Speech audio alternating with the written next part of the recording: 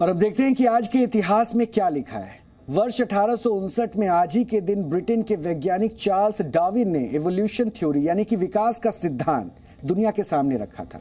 इस शोध को उन्होंने on the origin of species नाम से प्रकाशित किया था और इस थ्योरी को इवोल्यूशनरी बायोलॉजी की नींव माना जाता है। चार्ल्स डार्विन ने अपने शोध के जरिए दुनिया को यह बताया था कि पृथ्वी पर मौजूद सभी प्रजातियों का विकास यानी कि इवोल्यूशन होता है और इस सिद्धांत के मुताबिक मनुष्य पहले बंदर था और धीरे धीरे विकास की वजह से बंदर आधुनिक इंसान में बदल गया। आज ही के दिन वर्ष 1675 में सिखों के 9वें गुरु तेग बहादुर शहीद हुए थे।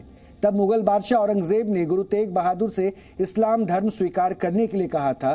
तब गुरु तेग बहादुर जी ने इसके लिए मना कर दिया था। इसके बाद औरंगजेब के आदेश के बाद उन्हें मौत की सजा दी गई थी। तभी से हर वर्ष आज ही के दिन शहीदी दिवस मनाया जाता है। वर्ष 1783 में गुरु तेग बहादुर की शहादत की याद में दिल्ली में चांदनी चौक में शीशगंज गुरुद्वारे का निर्माण किया गया था और इसी स्थान पर उन्होंने शहादत दी थी।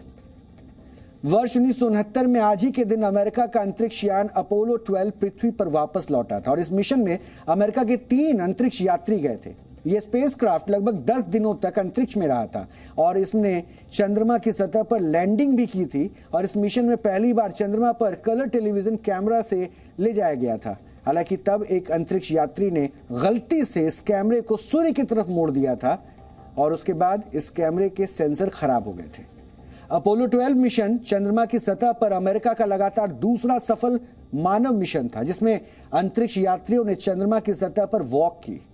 इससे पहले अपोलो 11 स्पेसक्राफ्ट की मदद से इंसानों को पहली बार चंद्रमा की सतह पर कामयाबी से पहुंचाया गया था। और अमेरिका के 35वें राष्ट्रपति जॉन एफ कैनेडी के हत्यारे ली हार्वे ऑसवाल्ड का आज ही के दिन वर्ष 1963 में मार दिया गया था। यह घटना कैनेडी के निधन के 2 दिन बाद हुई थी।